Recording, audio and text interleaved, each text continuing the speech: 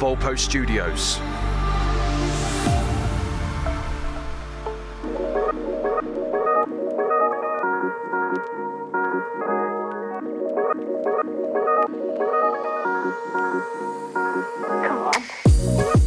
Hello everyone, it's episode 9 this week and it's another cracker, if I do say so myself.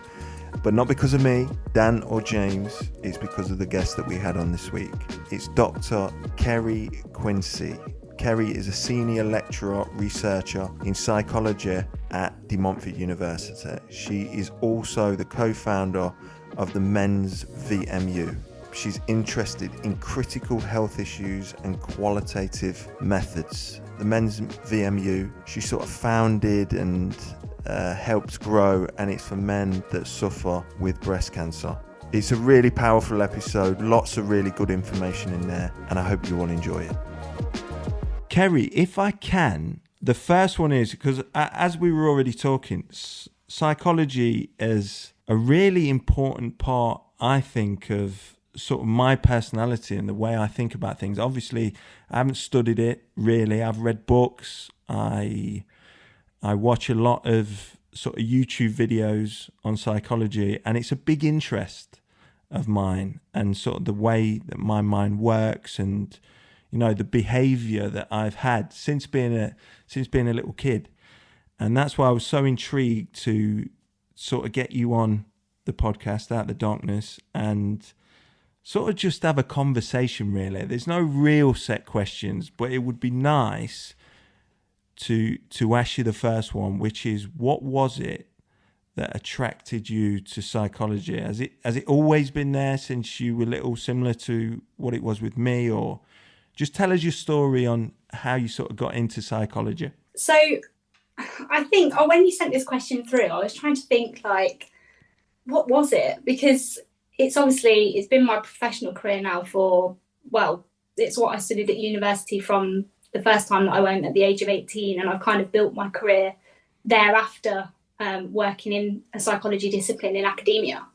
And I kind of had to think back, like, what was it that first sparked that interest? And I think very much like you, it's always been a part of who I am and what I'm interested in. I've always been a deep thinker.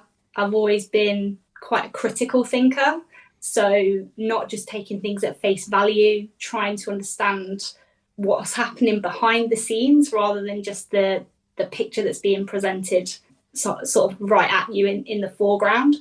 I've always had an interest in people and asking questions and being quite inquisitive. Always been interested in people behave in the way that they do and respond to life in the way that they do, be that their everyday, mundane daily lives or significant life events that are happening in their world at any one time. People's experiences and how that shapes them, who they then go on to become, if their kind of experiences in their early years or if their experiences later on in life, how they then deal with something that might be life-changing from the route and the path that they were on. And also quite interested as well in people's individuality. So, I've got sat in front of me here two brothers. You've been raised in the same context. You've been raised in the same background setting. I should imagine that you're not exactly the same person, and yet you've been shaped really in the same ways. So why is it that, Matt thinks one way and Dan thinks in another way? That fascinates me when you've had, exactly the same kind of context growing up.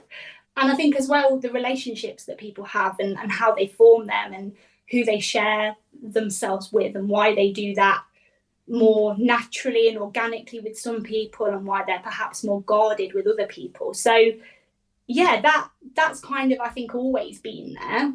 I also have had from a very young age, I grew up with a family member who had mental health issues. So my aunt had severe mental health issues. She had, whilst I was in my early childhood, suicidal attempts, addiction to alcohol, and sadly died in her mid-40s as a result of that. To the flip side of that mental health, I also sort of in my early teens lost an uncle to cancer who wanted nothing more than to continue living his life. So quite the opposite, you know, in the sense of somebody who was on a downward spiral, kind of self-destruct button. He was the opposite. He had this kind of illness that was imposed on him, if you like, in a physical sense.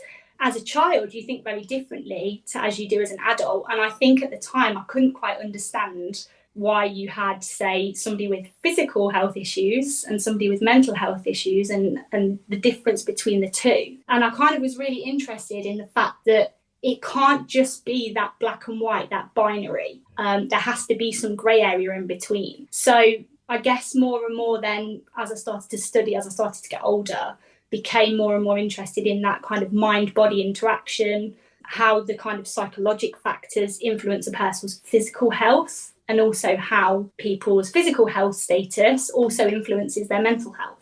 So the combination of, you know, perhaps not being in the best physical shape and how that impacts on your thoughts, your emotions and your mood, and vice versa. So yeah, that's probably quite a long-winded answer to that question. No, that was really good. A part for me, a part that you said very early on in that answer, because I've struggled with this over the years. So, you know, as you said, you sort of thought about psychology without actually probably knowing what it is at a younger age. And, you know, when you talked about what is behind, you know, what's being presented to me, I've struggled with that a lot because, you know, growing up and even now as an adult, I think that happens a lot, but we could be wrong. Do you understand what I mean? So, yes, yeah. Yeah, so I'm always second guessing why someone did something or said something or acted with me in a particular way. And my wife, who's probably not as such a deep thinker as me, will think, well, they were just being normal. And I would say, no, they were trying to suggest this or do this, even though they hadn't said anything of the kind. That's what I find really difficult about psychology. Is that what everyone would find difficult about psychology? Not necessarily. I think that it really just depends on the person. It really, you know, just because in that moment in time, your wife might take that person at face value, you might take another scenario at face value, and she delves a bit deeper there. It might not naturally be part of her makeup to do that. It might be more in you to kind of delve down deeper to that. But yeah, I think having maybe just an awareness, a self-awareness and awareness of others, I think that's hugely important. And I know you asked me kind of another question, just to kind of move on because it's sort of related. You asked me about why do I think it's important as human beings to understand psychology, and I think those two questions are quite closely related. And I think for me, it helps us to understand ourselves. The reason that it's useful and it's important for us to understand psychology is that we have a better understanding of ourselves. The more that we can reflect and that we self-reflect is so important, because that enables us to be honest with ourselves. And holding up that mirror, as far as I see it, and I'm sure there'll be some, you know, professionals that might disagree with me, but, you know, from my perspective, when we hold up that mirror, that's the key to mental and physical well-being, because we're answerable to ourselves. And you can, you know, to use the term, fake it till you make it with other people. You can put a different version of yourself out there. When you get home at night, strip it all back, you're looking at yourself in the mirror when you wash your face, brush your teeth of an evening, you know that person in that mirror. Nobody else knows that person, but you do. So when you hold that mirror up and you kind of ask these questions of yourself, are you happy with what you see? Do you like how things are? If the answer is no, then you need to kind of ask why that might be the case and why you're perhaps not happy. Is it time for change? Is it time for intervention?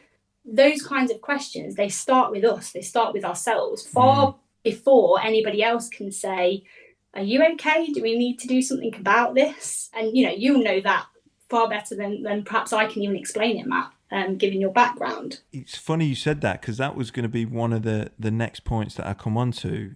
As you're talking there, I'm thinking that's what's happened. That's what happened to me when I sort of had behavior and thoughts and feelings that I didn't really like or feel comfortable with. And instead of, answer those questions to yourself in the mirror, I think it's very easy for people at times to just try and dull those areas down by either drinking too much, taking drugs, and sort of dampening them feelings down and thought processes down totally. I became lost in that for a number of months, years probably.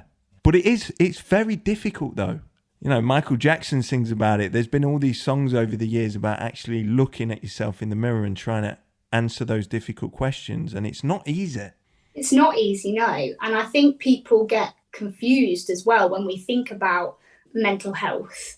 You'll quite often hear the phrase selfish in line with people that have got mental health issues.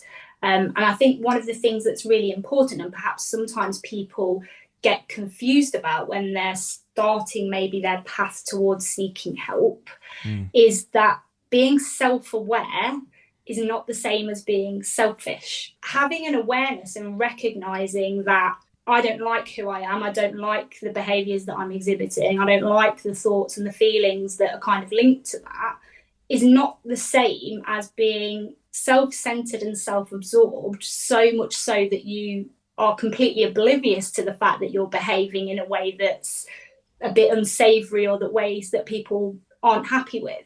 Having an awareness of what's going on, it involves you exploring your own vulnerabilities. It involves you wanting to improve yourself. Like I said, turn that mirror around on yourself and explore those vulnerabilities in yourself in order to improve who you are, in order to achieve the goals that you want to achieve, maybe improve relationships. I guess at the core of it, cultivate inner peace. That all stems from having an awareness about who you are and what it is that's not serving you and what you need from life to kind of make you feel better in the basic terms. Absolutely critical for somebody's growth, for their development, and that then has a knock-on effect for the people around us as well. So people, you quite hear it now, it's quite a popularized term of sort of wanting to be the best version of ourselves. I mean, I think that's a bit idealistic. I think that's a pressure in itself. But, in order to kind of better ourselves, we need to kind of have that self-awareness. And I think it's really interesting because constantly are kind of encouraged to check in with people, check on that friend who's been a bit quiet, check on that friend who you've not necessarily spoken to for a while. Are they okay? And, ask them, more than once, are they okay? How often do we then do that to ourselves? How often do we have a kind of quiet moment with ourselves and just say, am I okay? Am I all right this week? Am I doing okay? Probably not all that often. And yet, for us to be able to look after other people, we have to first look after ourselves. So I always think back to, the aeroplane analogy, that if something goes wrong mid-flight and the oxygen mask drops down, what's the first thing that they say to you? Yeah, put your own on. Get your mask first, and then you can worry about other people. And I think when it comes to mental health, that's kind of how it has to be. If we were talking about physical health and your arm was falling off, you'd go and sort that out before you went to help, somebody else, right? Don't you think it seems that there's a stigma around that in mental health? I mean, there's lots of stigmas around mental health, but, I don't think that a lot of people want to try and help themselves first.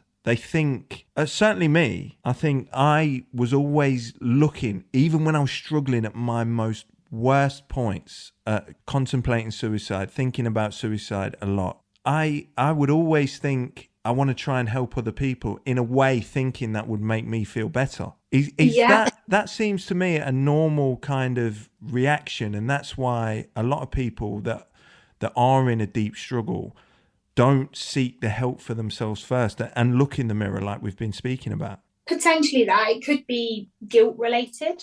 It could be something to do with the phenomena of downward comparison. So I don't know how familiar you are with that, but basically downward comparisons are the idea that there's somebody worse off than me. And in some way, in thinking that, that's going to elevate ourselves and make us feel better. So if I think about, in terms of the context of health-related data, if I use the example of men with breast cancer, one of the guys said to me, oh, it doesn't matter about the scarring on my body, because had I have been a woman, that would have been god awful, and it would have been this and it would have been that. But I'm not that person, so it doesn't matter for me.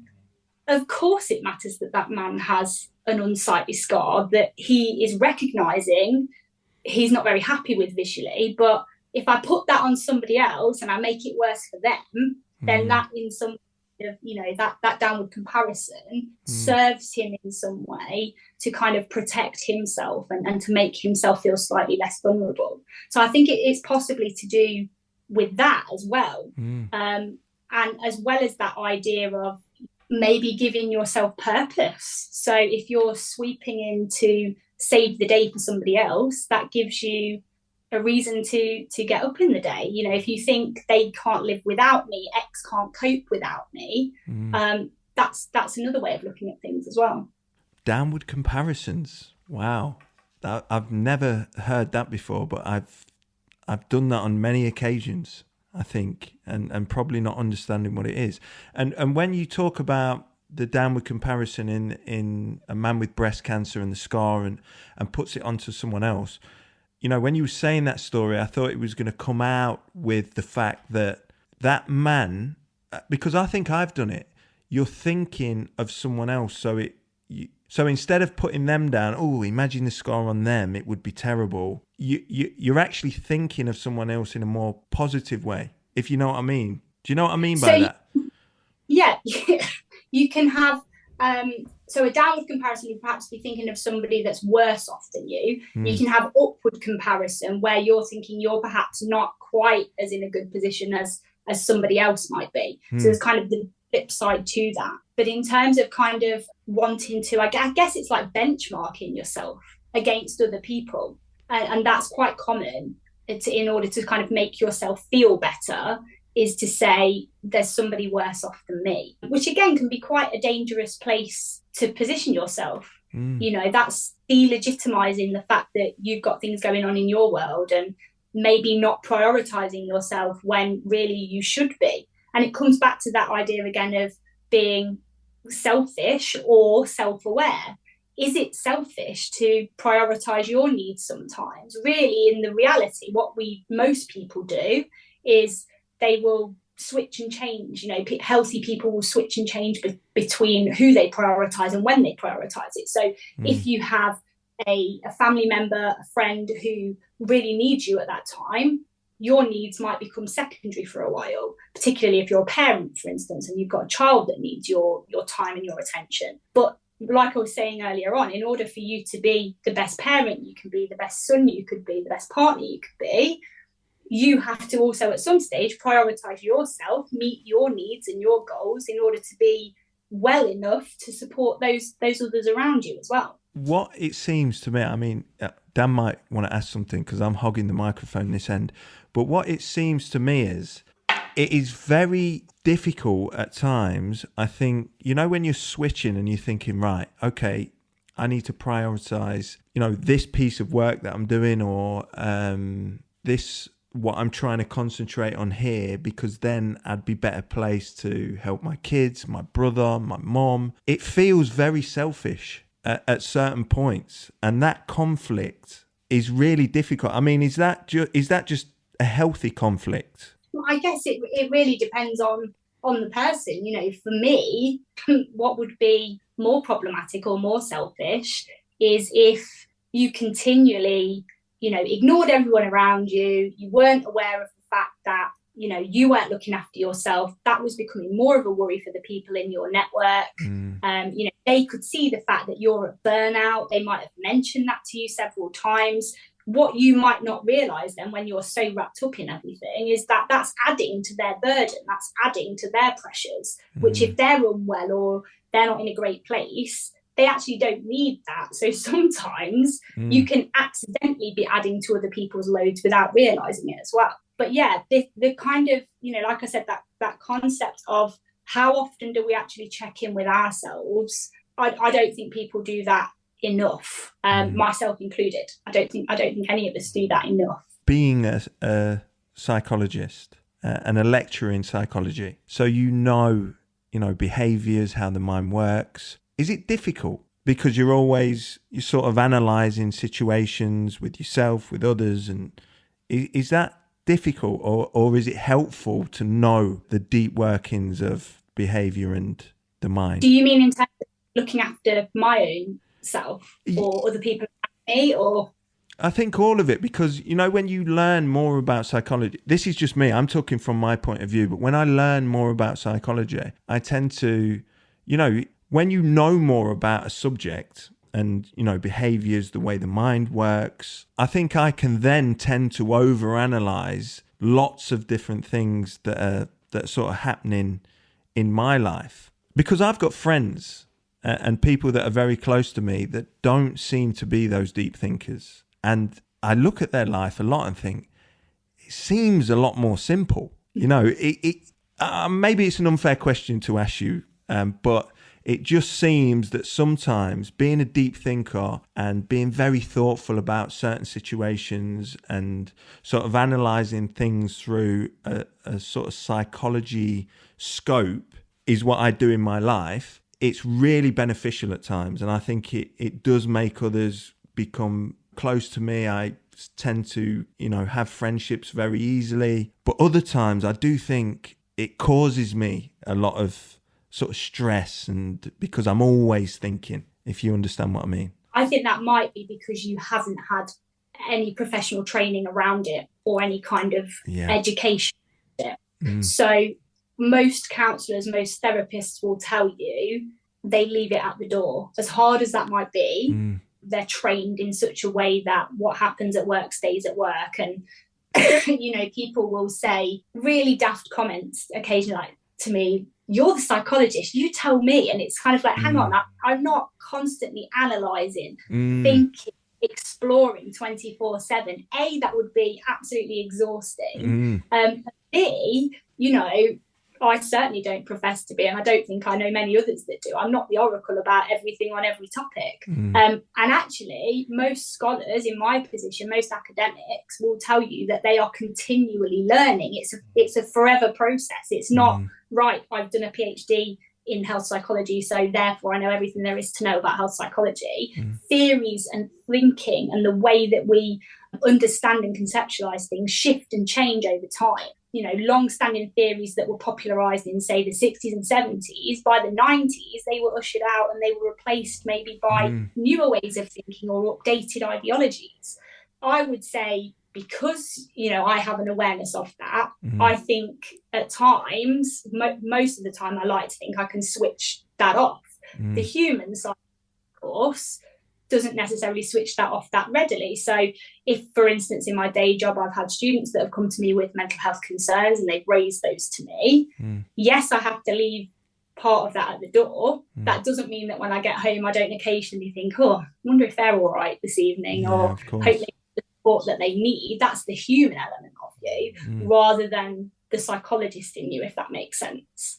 I had quite an interesting conversation with somebody I know that's a therapist fairly recently, and she said, you get sick of the fact that people say to you, I'll have to watch what I'm saying around you because I don't know if you're analysing me. And she's like, God, take a day off, I'm not thinking and feeling that every 5 minutes because I have my own life or I've got other things going on. But yeah, I would say it's a common misconception, I think, that people they're in this profession, they're continually analysing people all day, every day, because it's not possible. It's just not possible. I get this a lot when I go into, because I'm a painter and decorator. So if I go into someone's house, they're like, don't look at my decorating. I've done it myself.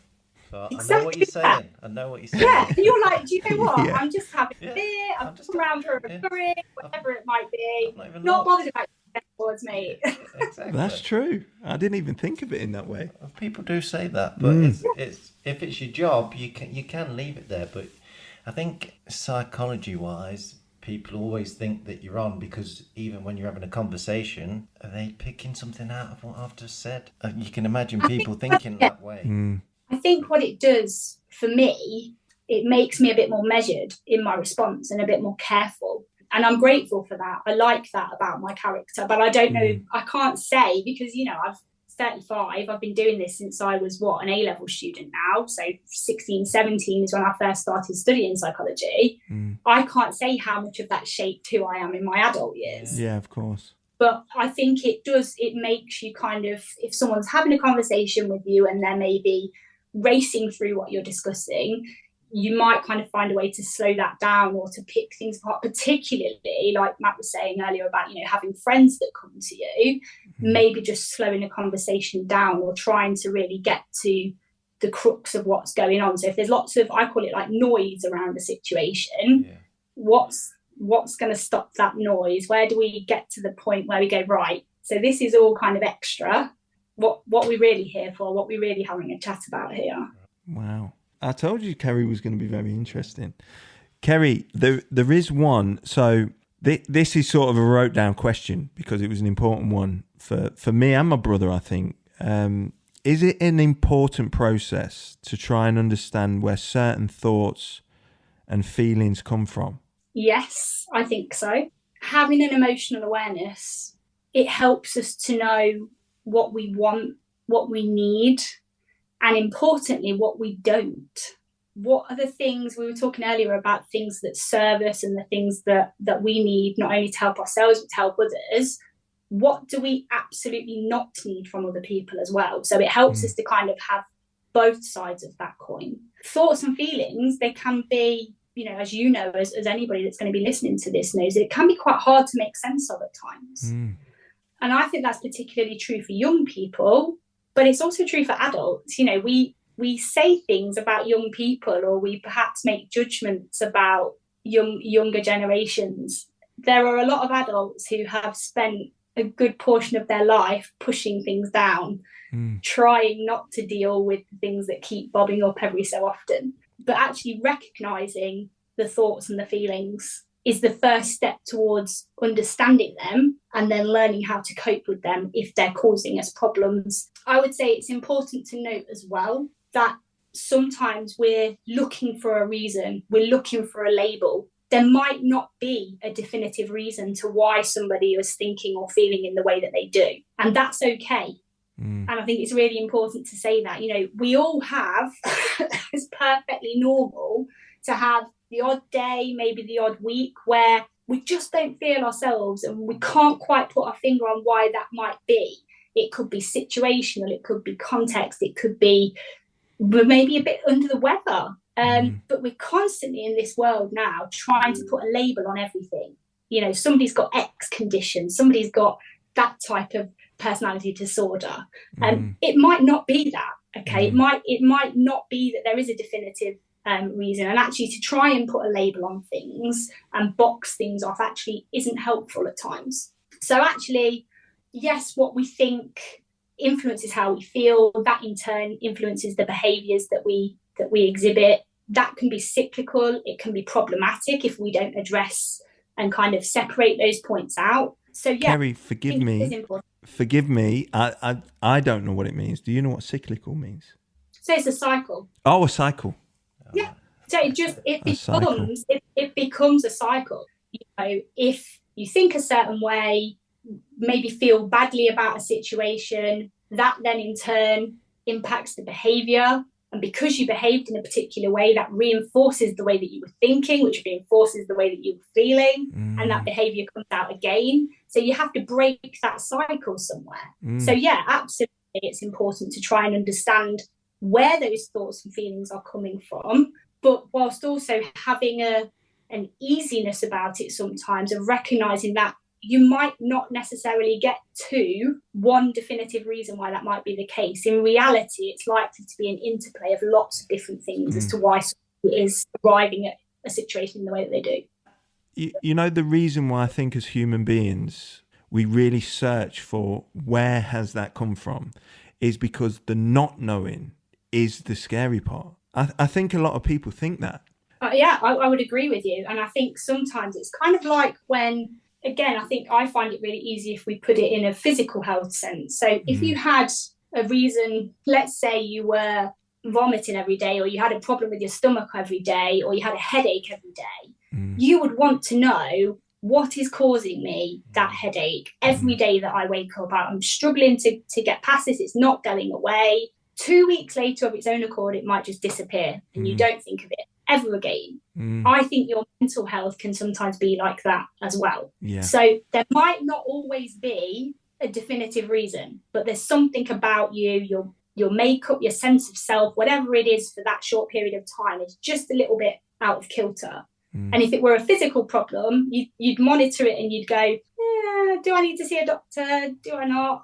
I'll see how it goes. If it gets worse, I'll go and see somebody. We don't do that really with our mental health. Some people do, and they're very in tune and they're very perceptive, and they, they'll go and seek support immediately. Most other people leave it lingering on, and it potentially then becomes a problem. So when I sort of had my issues and went through the drinking to try and dull it, and the drug taking and everything to try and dull down sort of the depressive feelings that I had, the thoughts, the emotions, that it was just all on top. And the way that I tried to deal with that at the time, because you don't sort of understand where it's coming from, especially at a time when you've just finished a football career. If I was an older guy now talking to me as a young 25, 26-year-old, and all you've been trying to do since you're 8 years old is be a footballer, and then you get there and you're experiencing it at the highest level, and then all of a sudden it's taken away, clearly that's going to be a massive trigger, even though it didn't feel like it at the time.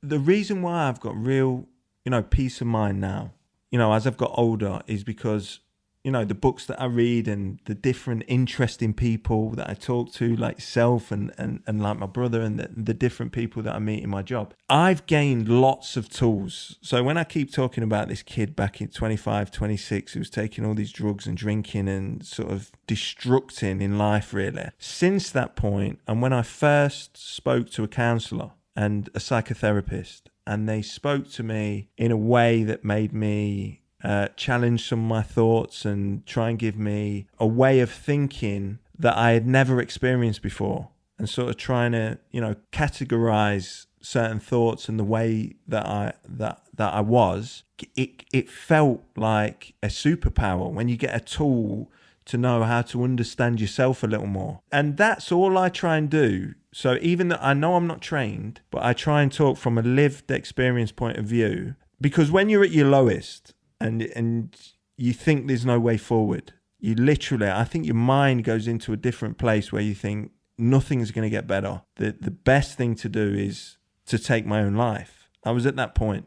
And then within 3, 4, 5 months, when that attempt failed, all of a sudden you're in such a different headspace with a different thought process, and life is starting to improve. And getting, 15 years down the line now, you feel like you have lots of tools. So I still wake up depressed some mornings, or I call it my head going crazy. But you sort of know what to do. Or I know what to do for myself. I know what to do to get me back into a place where I'm good again, and the peace of mind comes back in. I think that's important to share. What I thought was really interesting in what you said there was, I'm not trained. I would argue you're more qualified than me to talk about this, because you have been to that place and you've had to rebuild and you've had to seek support. We were talking a lot earlier on about holding up that mirror. You would have had to have done that quite a lot and explore various vulnerabilities to the rawest core to get to the place that you are now, to understand what peace is, to appreciate what that is, and to recognize, we were saying earlier on about how do I spot particular thoughts and feelings, and to recognize that things are slightly dipping down. So if you have a day where you wake up and you're not feeling great, to have an awareness of that and to recognize that that's the case, then you can go to that toolbox and go, right, today, to make me not go back to crisis point, I need to do X, Y, and Z. And that comes back to what we were saying earlier on about knowing and having the foresight to self-prioritize, be self-aware. That's not selfish, because in looking after you, that keeps Dan having a brother, that keeps your children having a father, that keeps your wife having a husband. That's so interesting, because when I asked you to send through some areas that would be good to you thought would be good to talk about One is health inequalities. We'll come on to that in a minute. But what you were just talking about there is qualitative methods. Am I right? That's what you were just touching on. The difference between what a quantitative method and a qualitative. So I talk about being I position myself as a critical health psychologist, which is different to traditional mainstream health psychology, which most of that research tends to use objective measures, so physiological measures of, putting brain apparatus on or putting on, heart rate monitors, things that will measure maybe your sweat response to things like that, to check your vital signs are responding in a situation to research. It could be a tick box exercise on a survey or completing a series of questionnaires, things like that. They're your quantitative measures. So kind of more focused on facts, figures, number crunching, the objective response. For me, where my interests lie are more in the quality and the qualitative side of things. So that grey area that we were talking about earlier on, if you give somebody the space to answer a question and see where that goes, whether they express that verbally, whether they express that in non-verbal formats like photographs or video or poetry or painting or sculpture, whatever that might be, people have all kinds of different ways of expressing themselves. You look at various artworks and you see people expressing their depression through paintings that they've done and things in that sense. And that to them is sharing their account giving in a way that they're comfortable with and confident in doing so. So where critical health research sort of tends to have a preference is more towards qualitative methods that give the patient, the participant, the autonomy to express themselves in the ways that they want to. Whereas a traditional sense, you might impose a research study on somebody or put ideas on them or questions at them. So there's the difference between doing research on people and doing research with people. Qualitative research is more about engaging with people, co-creating the questions, just like we have for this podcast, Matt. We've co-created this. You asked me what I thought would be relevant. I've asked you what you want to know, and together we're building this discussion. So it's participatory, it's co-created and co-developed, and that's the kind of work that drives me, that interests me. So we have critical health topics, which are basically the topics that maybe aren't getting the limelight, shall we say. They're underrepresented, they might be stigmatized, they might be poorly recognized health conditions, they could be barriers to us understanding and knowing about them because of socioeconomic reasons. There could be socio-political reasons as to why we're not getting to understand that. And really, it's about giving people voice. It's about ownership of their account giving. And like I said, this genuine collaboration so that there's a mutual benefit for all parties concerned. So me as a researcher, I get to write my paper. I get to kind of, theorize around a topic. But the people that I'm working with, they get to benefit from understanding their community better, understanding how we can put interventions in place to help them progress and develop, that kind of thing. Is this because you continue to do some really important work around men's breast cancer with the VMU that you've created? Can you tell us a little more about that? And would this fall under the spectrum of health inequalities? Breast cancer in men is a really good example of a health inequality. So if we think about breast cancer, you guys tell me, I guess, as men, predominantly we think of it as a woman, feminine, female, a disease that affects women. If we think of it even in terms of colour, we think pink. Okay, everything is feminized in that sense. The imagery that we see around it is female faces, the bodily form. Men are largely overlooked, largely ignored in that context, even down to clinical trials. There's not the research on these individuals. So that then means that the treatment forms that they are offered, the care that is available to them is not on par with what it is for women. And so what we find is that men who are diagnosed with breast cancer sit at the periphery of optimal care and support because they don't have the same access to the care and support that women do for a whole host of reasons. A majority of those reasons tend to be societal based or culturally based. So that could be things to do with income, access, the lion's share of the money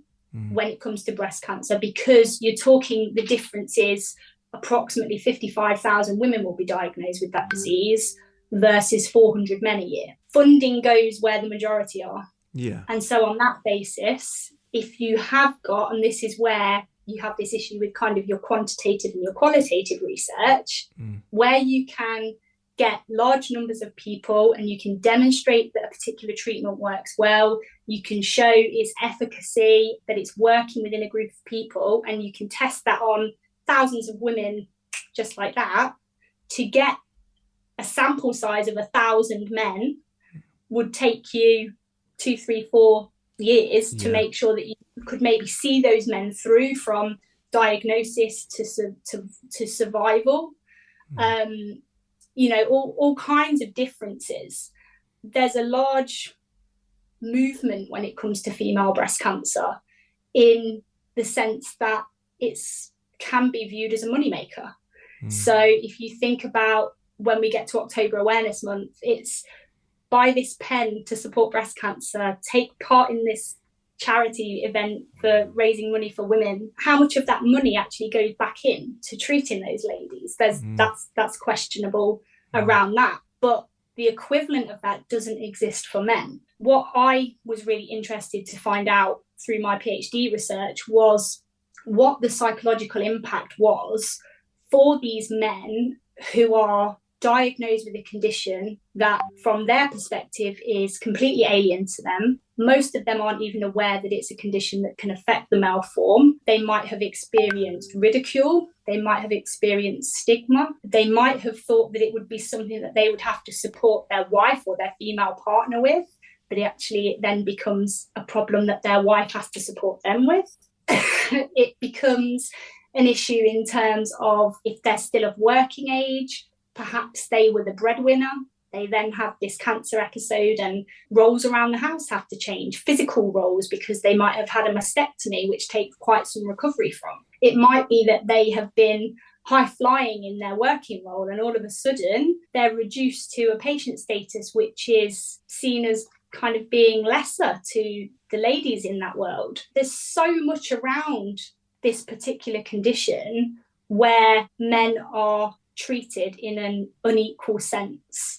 And as I say, that's right from the research angles to the treatment issues to the aftercare and the support that men do or don't receive. You've highlighted the reasons why, but why was it important for you to start up the VMU?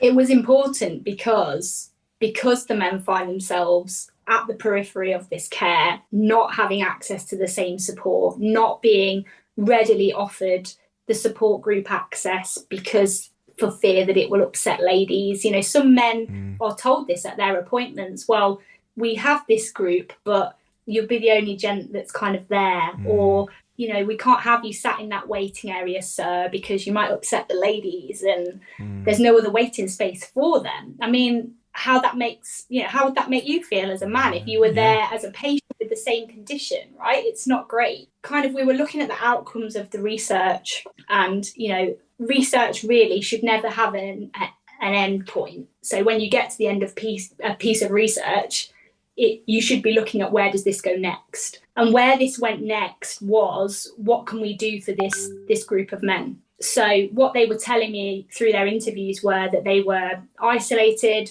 at the point of diagnosis. If we've got 370 to 400 men a year that are diagnosed, you're going to be quite fortunate if you live within fair proximity in the UK to another man. So the chances of you bumping into another man at a clinic like a woman does is unlikely. We needed to kind of address this because men were feeling lonely. They felt alienated. They didn't belong in what they felt was a woman's world, a women's environment, and they didn't want to encroach on that space. They were almost apologising for having cancer, which to me seems like utter madness. Doug Harper, who I co-founded the Men's VMU with, he was really passionate about getting men to speak to other men and to discuss and to share their experiences, because he felt so alone at the time when he was diagnosed, and he didn't want that for other men going forward, and wanted to have, you know, a way that we could really rectify this. So there was a similar model in the USA where they were doing something similar for men with breast cancer. So we had a chat with those guys, and they helped us initially with the setup of it. And we looked at what we could do here in the UK and quickly realised that there was nothing else like it. What we do now is we run once a month on a Thursday evening at 7 p.m. And the group is moderated and led by men with breast cancer. So it's attended by men who are currently undergoing treatment, men who are 15 years past treatment. Some men have secondary breast cancer, which is not curable. Some men are long-term survivors. They may have had other cancer diagnoses before and after. They're a mix of ages. They're a mix of sexuality, predominantly white in terms of who attend at the moment, but that's not for want of trying to be more diverse and to integrate. It's just a kind of who has stepped forward and who's been diagnosed. But we're reaching out through major breast cancer charities. They've become aware of the resource, and they're now readily directing men who come to the charities at the point of their diagnosis to the resource. And so it's slowly picked up pace, and it's gathered energy, sort of drip feeding through. People are starting to become aware of the resource now. So yeah, I'm really delighted that, you know, we get these men together on a monthly basis, and it is like having a group of gents in a pub round a table. They talk about everything to do with breast cancer and more. Bit of banter. Bit of banter, bit of laughter. They'll talk about all kinds of different things, you know, COVID at the time when it was topical, or there might be the odd political jibe in there. There's football talk, there's rugby talk, whatever it might be that's kind of popular at the time. And then embedded within that, once they're having a bit of a laugh and a joke, it's, so is anybody taking this particular drug at the moment? I've been prescribed this, and I'm not really sure whether to take it or not. And the research that I found around it seems to be mostly data on women. Have any of you took it? And then the serious conversation comes in. And then it flips again, and they have a bit more banter. And it kind of goes like that for the whole 2 hours. But what you've created there, I mean, it sounds wonderful. Number one, amazing what you've helped to create, and what it seems like is, you know, you're growing a community, and once there wasn't one there, you know, as we all know, as I know at you know, building communities with youngsters with the power of football, that's where real change can happen, and people can feel supported, and they can lean on the community when they need it. You know, when you told me that story, it was amazing, because that's what you know you've created, and you should be really proud. You should be really proud of that, and so should Dougie for starting that up. How can, if there is anyone listening to this that is a male that is suffering from breast cancer, how could they get in touch with the Men's VMU? So the Men's VMU has its own Twitter handle, which is at the Men's VMU. It also has that particular Twitter feed. It's got all the contact details for contacting Doug, who is the lead moderator. And basically, if you're interested in coming along to one of the monthly meetups, drop him an email, and he'll send you the joining details. And it's as simple as that. We are in the process at the moment of developing a website dedicated to the VMU. Brilliant. And also information can be found through some of the major breast cancer charities as well. So there's information via Breast Cancer Now on their dedicated men's area of the website.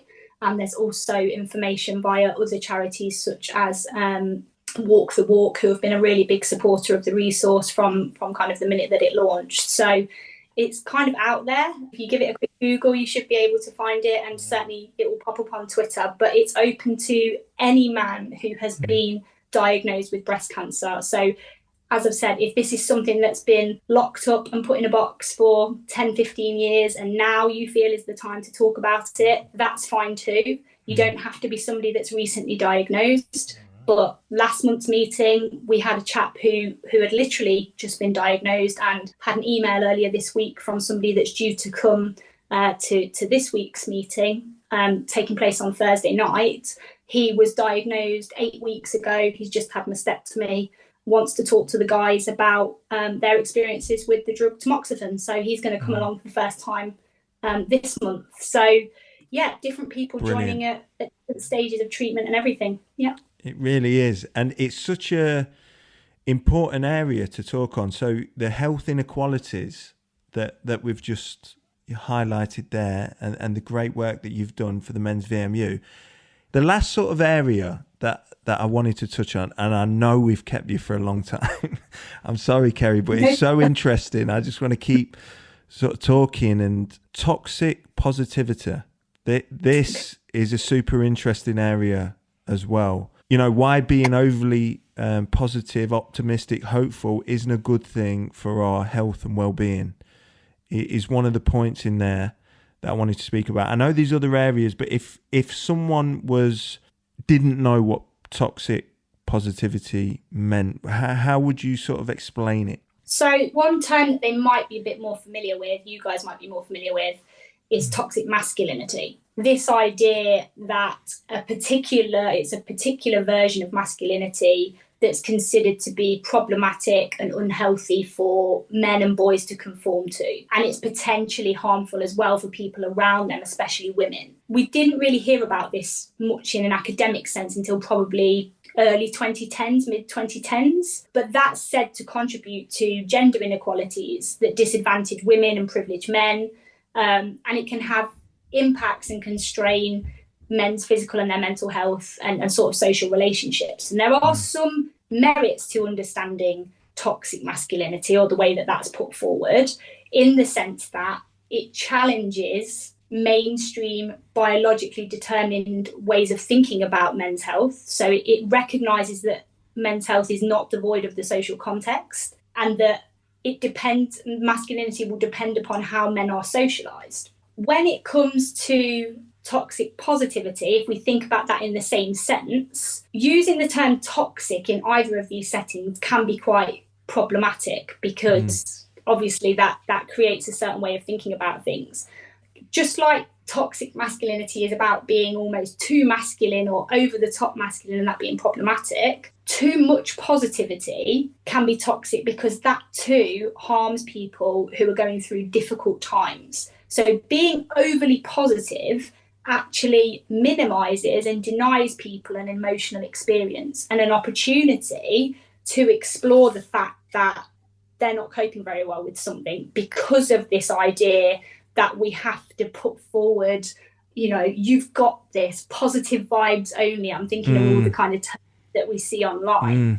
Sugarcoating things, powering through, you know, I think I used the phrase earlier on, faking it to make it. These are not really good things. This is not really good advice. If we think about, you know, the flip side there's kind of a paradox that we see online. And this is why I think it's particularly confusing for younger people who are exploring social media, and that's kind of the world that they've grown up in, and they maybe don't have a different way of thinking about things like you or I will have. You have this, in one sense, don't filter feelings. So they're being driven or given that narrative of be yourself, put it out there. If you're not feeling great, it's okay not to be okay. And they're told this. And the flip side of that is positive vibes only. So don't bring your negativity into my space. That suggests that I'm not here for that. I don't want to listen to what you've got to say and the reality of what's going on in your world. And that people that are bringing anything other than positivity to the table, to the argument, are not welcome. And that is a problem. It's documented quite for quite a long time, years back, 80s, maybe earlier, the idea around unrealistic optimism and why that can have the potential to be harmful to our physical and our mental well-being. So the reason for that is that we're not maybe then alert to health risks in our environment, or we see ourselves as, that won't happen to me. If you think of an example, I don't know if either of you watched the TV programme It's a Sin. So that was centred around the AIDS epidemic. It was on, I think it was 2021. Yeah. One of the main characters in that show, you know, he was convinced that, you know, AIDS is just a thing that happens to some people, but it doesn't happen to me as a gay man. I'm not going to get AIDS. And, you know, the story kind of unfolds and that. And he starts off super optimistic to the point where, you know, it becomes sort of to his detriment. So that's kind of a very crude example of that. But yeah, it can be the case that if we're so positive about something, we're not then alert to health risk behaviours that can potentially put us at harm. So what's really interesting, and it actually happened today, and it wasn't because I was doing this interview, but I spoke on another one of these interviews. I spoke to a lady that was in the NHS, Director of Leicestershire Mental Health for 26 years. And she said she didn't want to put down the term, it's okay to not be okay. But you don't want people thinking that is the be all and end all. Well, it's okay to not be okay. So the fact that I'm not okay should be okay. And it's not, you know. No. And this is what she was highlighting. And that is definitely a toxic positivity quote, isn't it? It falls under that bracket. But because so many people now, when I was putting the tweet out today, Kerry, it was really scary talking, and I made sure that I didn't talk down about the quote. I said, the quote's good. Listen, the quote's good because it's a good starting point. But what we can't do is let all these young kids especially, and people that are dealing with a struggle, to think, well, I'm not okay, but that's all right because everyone says it's okay to not be okay. And that is one of the real examples, I think, of toxic positivity. What I would like you to do, if you can, could you give us an example of toxic masculinity? I listened to a podcast recently that was... In fact, I'll tell you this first and you tell me if this is toxic masculinity. So what the guy was sort of talking about is we have to be careful because the natural makeup of a man and masculinity is to be some part aggressive in certain things that he does. But what we're trying to do now, and some of the messaging that is going towards men, is sort of tone it all down, tone that masculinity down, tone that aggression down. When aggression at times in your life and when you're living every, day to day is important for a man. And we're constantly being told, oh, too aggressive, oh, way too aggressive. This language, that behavior, this, and all of a sudden, you can take the masculinity away from a man, which, when I listen to it and the way that this guy explained it, clearly I've not explained it as well as he did, but the way that he explained it made me really understand that you could get problems as a man if you do that too much and you do listen to that messaging too much, because it can take away your masculinity and that can harm your mental health moving forward, I would imagine. Where it becomes a risk factor for men is that to kind of strip them of these traditional understandings of masculinity almost leaves some men, or certainly the ones that subscribe to that as part of their male identity, kind of going, where do I go now? Where does that leave me? It can also create a hostility, because where you have kind of a gross generalization of toxic masculinity must mean that all men are toxic. That's not what it's saying. That's not what that's about. But if men are perceiving it in that way and then they're on the defensive about that, that might make them hostile or resistive to change, which could be really important actually for their future growth, their future development. Men can feel quite blamed. They can feel attacked when they've actually done nothing wrong. They're just kind of falling into this stereotype of what we think masculinity looks like, or like you said, if aggression is part of that, how does that fit with them and their individual understandings of what it means to be a man? And what it eventually can do is it can exclude men from critical discussions that they very much need to be a part of. So you're actually blocking people off through putting this idea forward and pushing that narrative of a toxic masculinity, in the same way that if we push too hard with positivity, that then becomes a problem for these individuals. We need to recognize that there are some traits about being maybe hyper masculine or traditionally masculine that at one time were part of male survival strategy. We've evolved and people have changed over time, society's changed over time, but maybe in a previous times gone by, that was part of their protection, their fight or flight, what motivated them to escape danger, for instance. Whereas I set my point up a minute ago of, I think it was Scott Galloway that I was listening to, and he was talking about, we can be stripped of that sort of aggression, masculinity, and we can go, the other way. I think some men have witnessed that and thought, I'm going the other way. And whether they know it or not, they have done. I think it is a fine balance to try and, find as a man in the world that we live in. And most of the time, I think you can always come back and, we can talk on psychology. But a lot of the time, I do look at it and I make assumptions based on common sense at times. Well, I don't understand it either. Because when you're talking about stripping someone of masculinity, and I don't get it.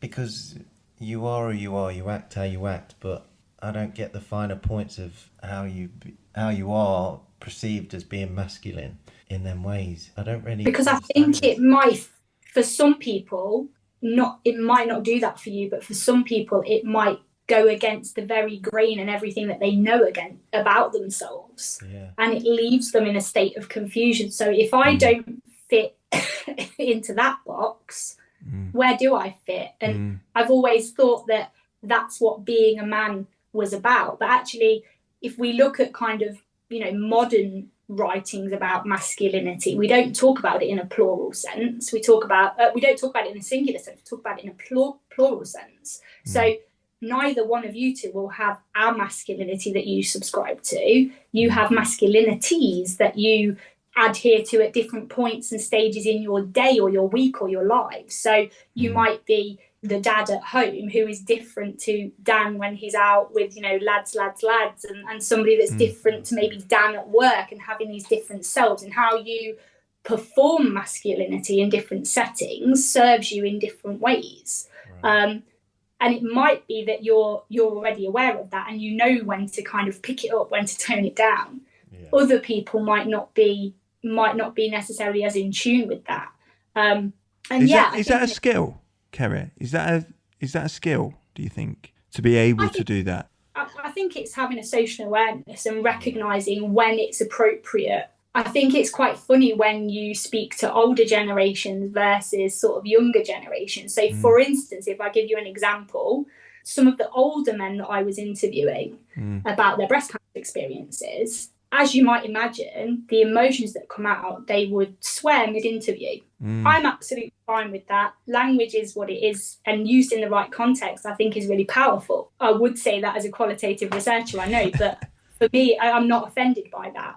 But their gut response, several of them, was to go, oh, I shouldn't swear in front of a lady. I shouldn't swear in front of a woman. I'm so sorry. And that is, again, that's a kind of archaic way of thinking that, oh, that kind of language is not appropriate around her because she's female. And then for all they know, I might, swear like a trooper on a daily basis. Is it a bad thing? But is what a bad thing? Is it a bad thing to think like that? Because I do that sometimes. I wouldn't swear like a trooper in front of a lady. I don't think that's a bad thing to think like that at all. I think it's just, it depends on what you're used to, what is appropriate in your culture. Some men will talk about things around women in, think of it in a religious sense or a cultural sense. explicit information that might not be for the ears of women, and that might have been how they've been raised in a society or a culture, because that's what's deemed appropriate around them. You know, equally the same, women might not talk about maybe personal health related matters or things to do with their bodies. They wouldn't express that or articulate that in a setting where maybe their husband wasn't present. So we actually have a huge issue with some women reporting to healthcare professionals, because if they don't have a female GP or a female nurse present and they want to have their body examined for their reasons relating to their religion and their culture, they won't feel it's appropriate for a medical professional who isn't female to touch or examine their body. So, you know, that we're kind of in those sorts of realms in sort of a health, bringing it back to kind of a health sense. And when it comes to mental health, you know, that's a huge taboo. If we start thinking about religion and culture in that sense, you know, people with mental health issues were really kind of cast aside. It was seen as you'd got sort of evil possessing you, or, you know, bad spirits around you, that sort of thing. So yeah, there's lots that come into it, but this toxicity around either masculinity, positivity, whichever kind of one we're talking about, is problematic. And that was something that I wanted to highlight. And it's interesting that you said the other person that you'd spoken to had mentioned that as well. What I think is interesting is that, like I said, there's this tendency now, particularly online, although I believe people do it in the moment and they self-censor and they kind of put a filter and a screen up anyway when they just don't want to talk about things. Yeah. Some aspects of life are just not great. They cannot be sugarcoated. They cannot be glossed over. So it's okay to not be okay. And to actually sit with that is a really healthy thing, because we have to get comfortable with being uncomfortable before we can then start to address that and come out the other side of it. And I think my understanding around what you were saying about who you were talking to previously, Matt, was that they were suggesting that it's okay not to be okay is fine, but that's a starting point. And that's exactly what I hear. So recognise that something's not okay, but sit with that, understand what that means, and then kick on from that. So what are you going to do about it? Yeah, Dan was nodding violently when you just said, get comfortable with being uncomfortable, because that was his line on that previous podcast that we did. And this is why I say he does drop pearls of wisdom in, and now it was just been validated. It's just been validated by you, Kerry. But I promise I had already had that conversation with him, Matt. Not been having it. I thought this was the first time you two met. You were telling me this is the first time you met.